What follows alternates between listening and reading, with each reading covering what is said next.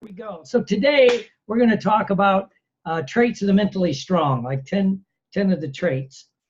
And I think it's kind of interesting because we can model these. And you can look at other aspects. Excuse me, I got to put my feet up. My Achilles tendon is killing me.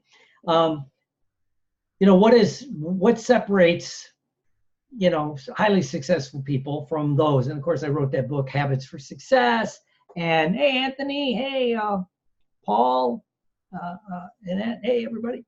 Anthony just coached somebody that won a gold medal in the Olympic qualifiers in the Middle East there. So that's kind of cool. So congratulations to Mr. Anthony.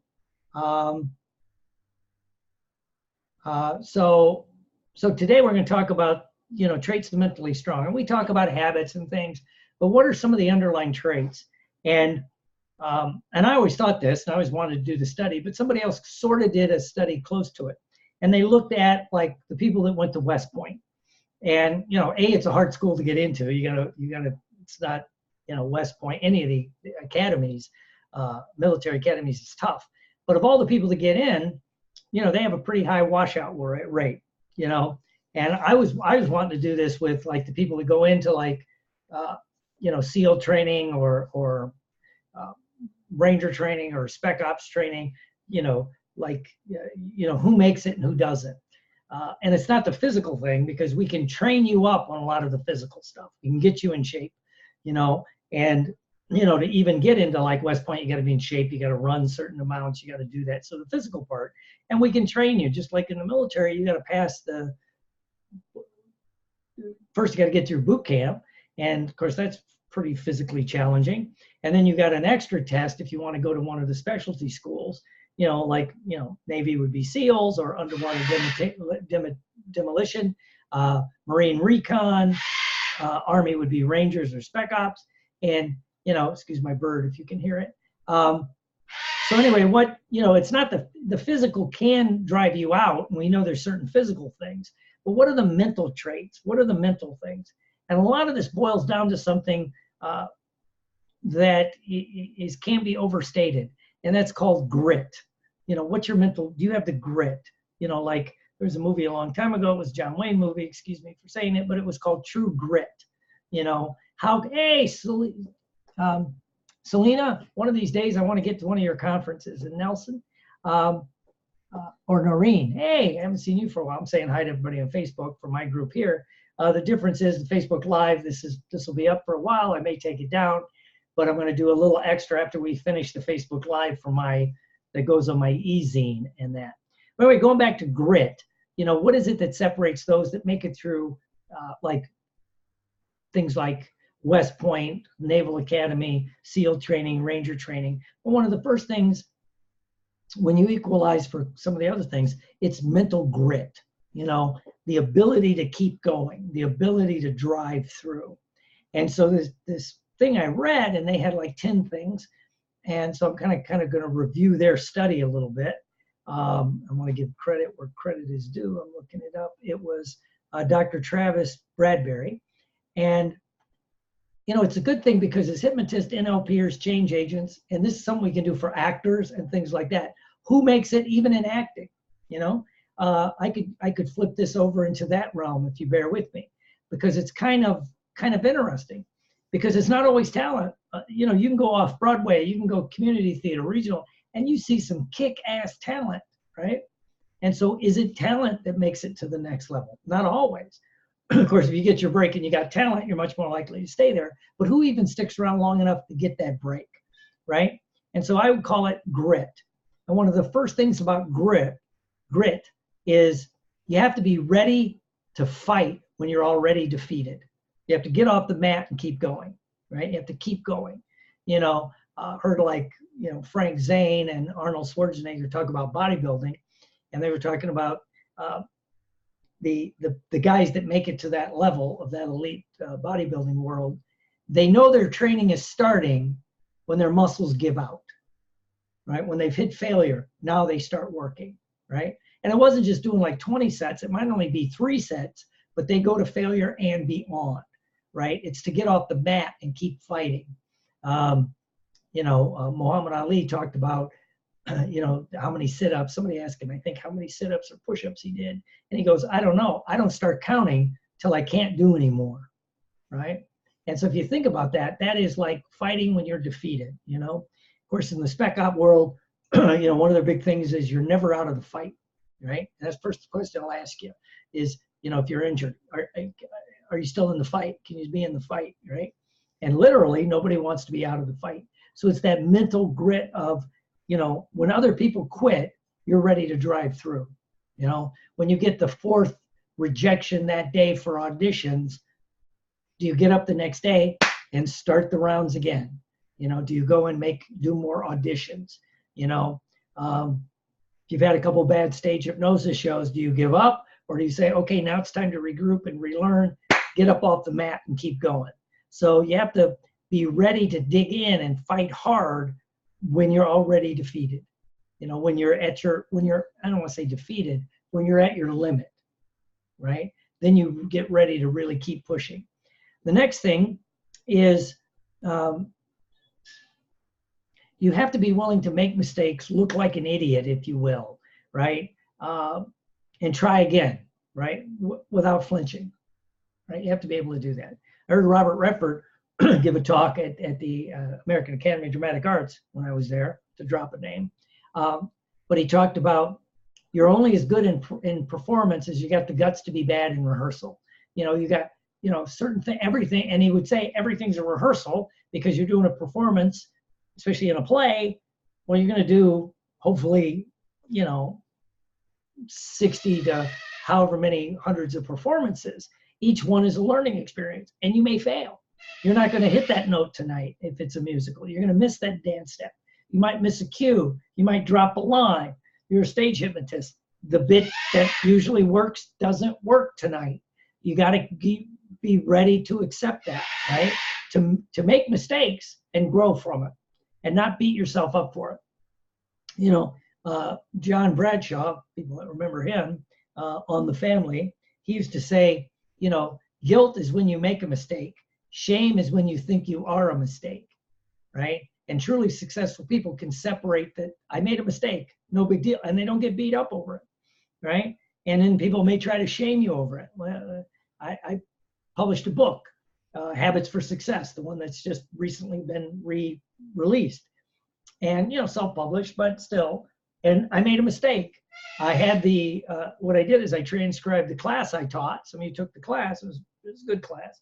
I transcribed it, but if you ever read a transcription of a course, it doesn't read well.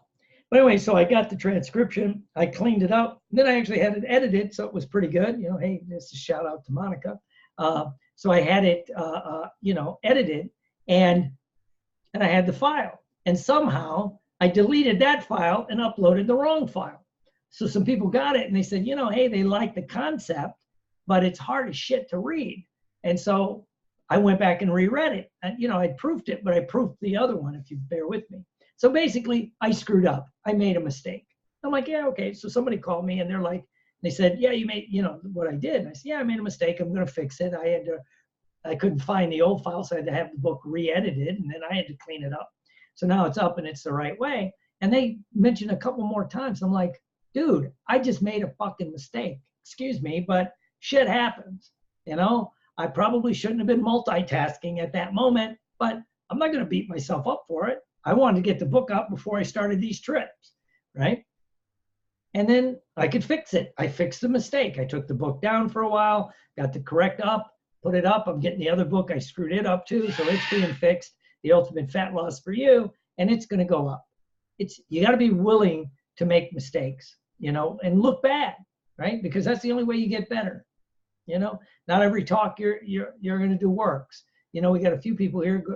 Selena, she's still on. Hello, beautiful lady.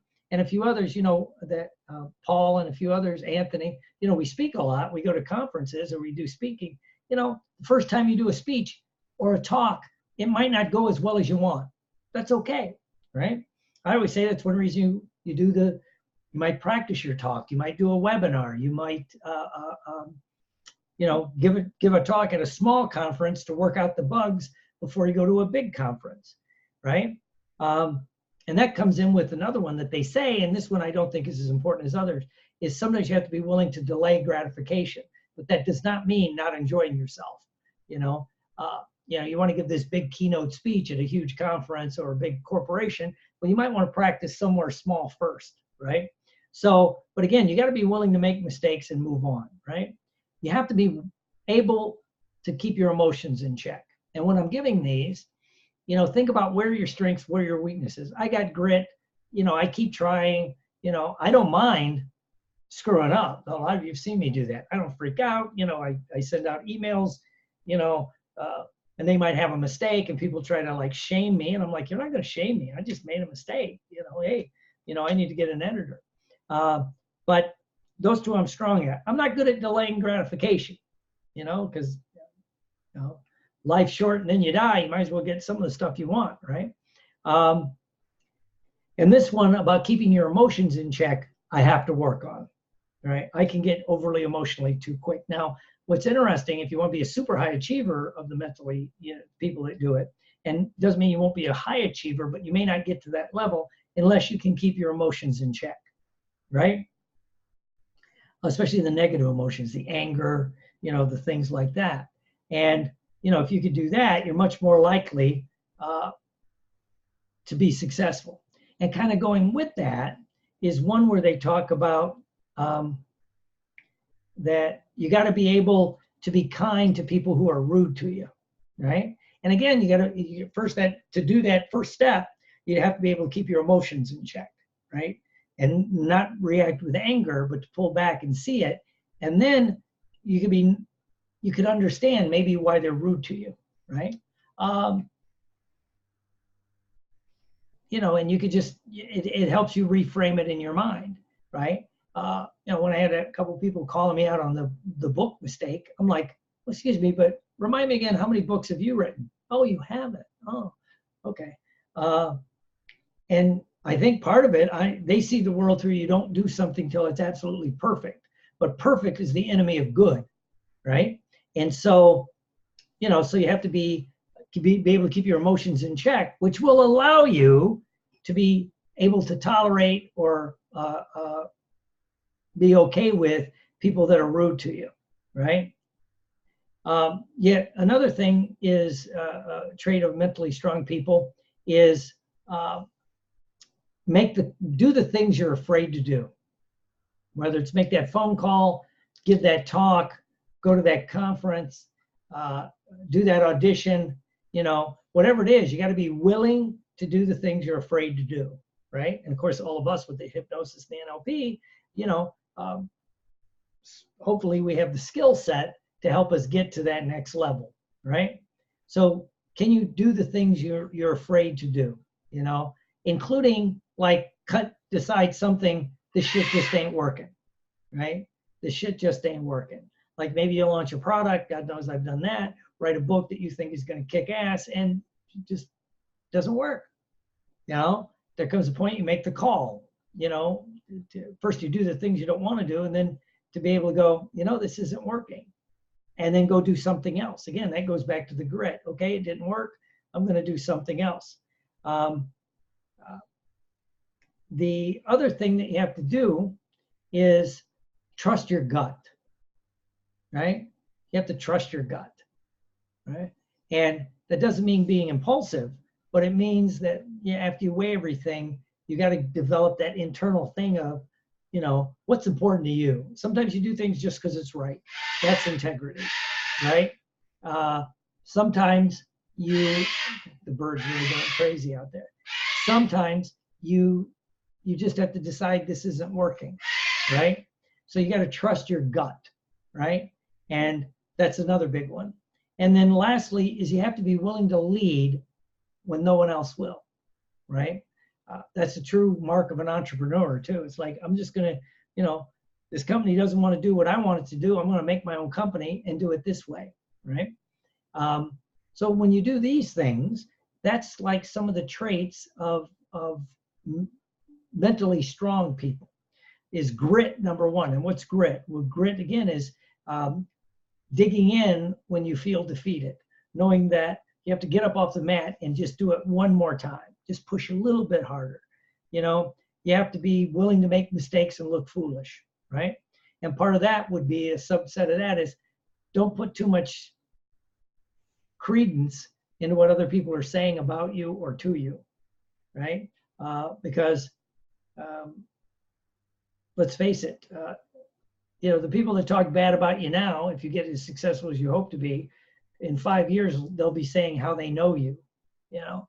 I heard some younger actor, one of the guys in the Avengers, I think it was, I forget which run, but he talked about how, you know, when he decided he was going to be an actor and, well, he acted in high school, but he was going to go become a professional actor. All these people were making fun of him and doing this and that. And then, of course, I think it was Captain America.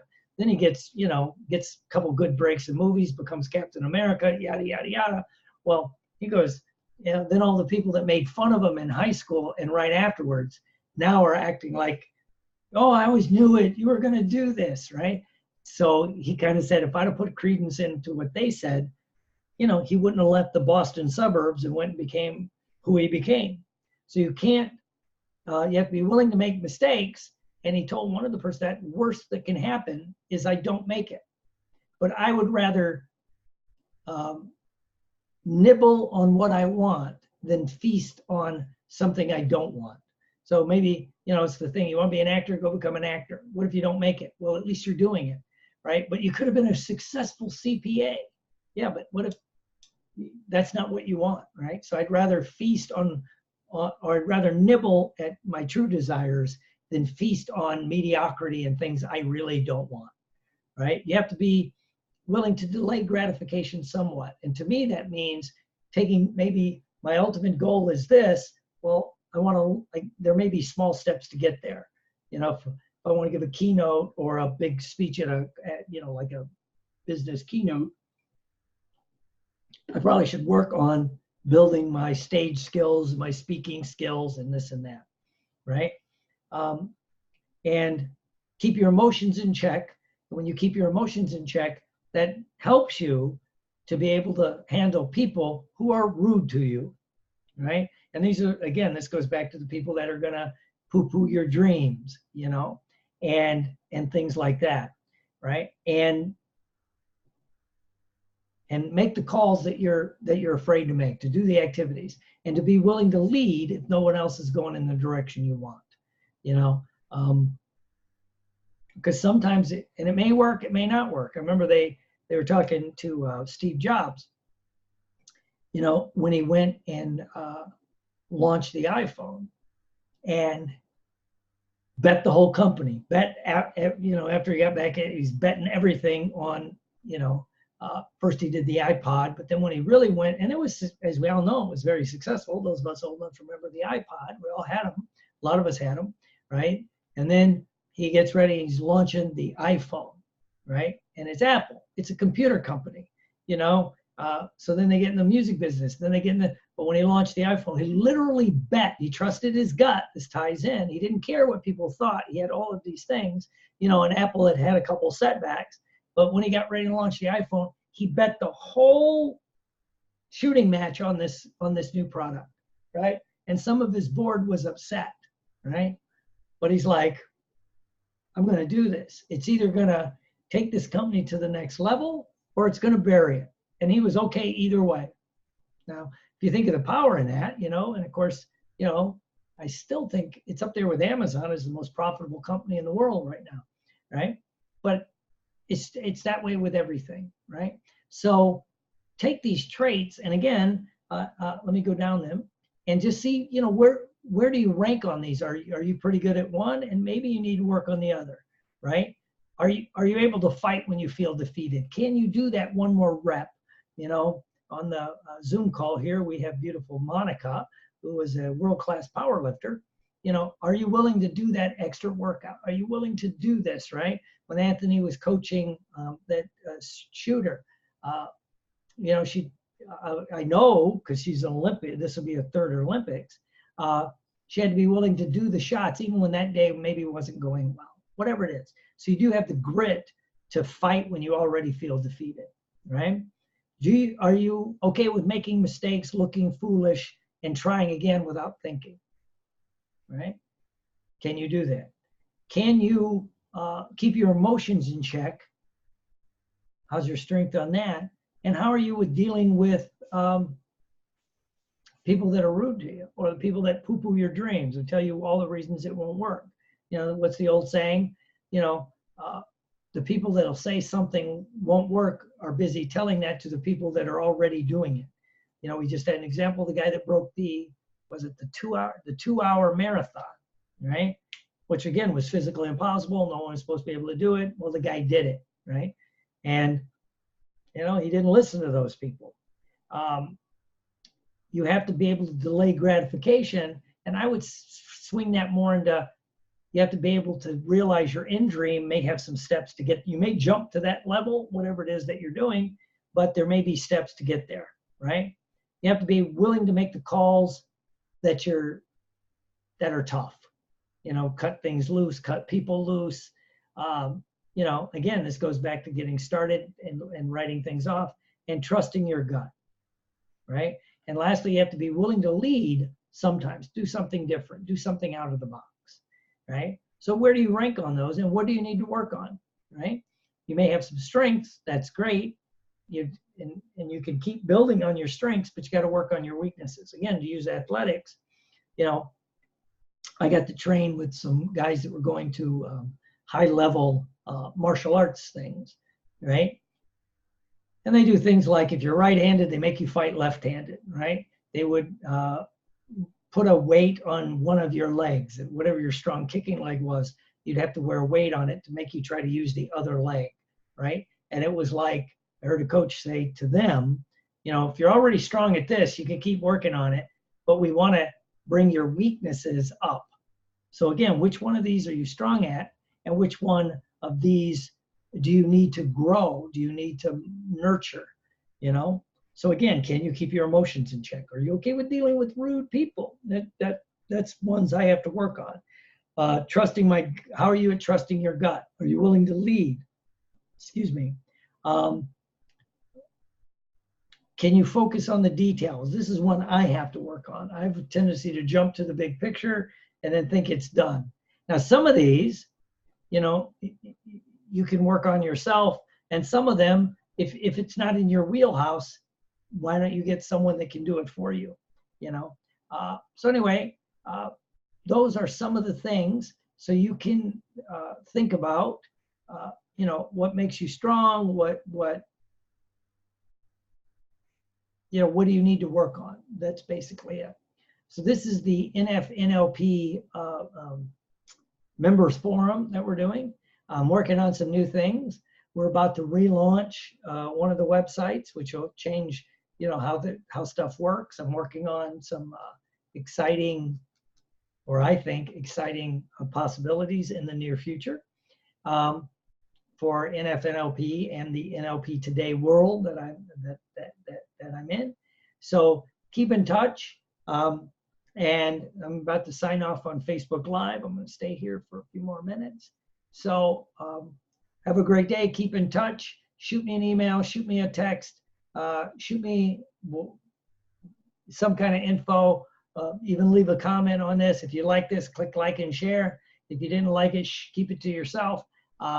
Let me know what's going on if you have any questions. And again, if you want to get on my mailing list, because I do a little bit more for my mailing list people than just Facebook. So I'll see you soon.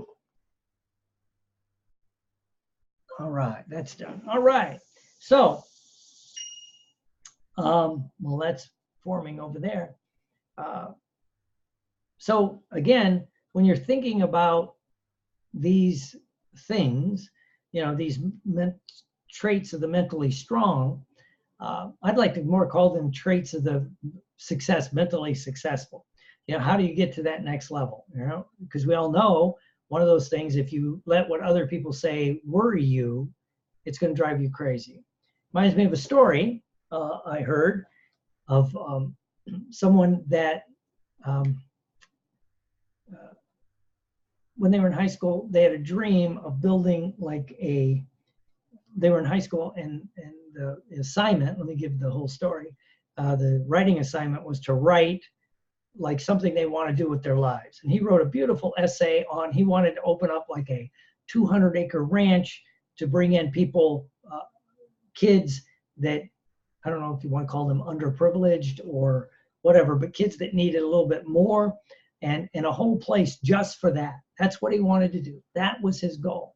And he wrote a beautiful essay about it. And, he gave it to the teacher, and the teacher wrote back, basically kind of flunked him and said, this is a stupid idea.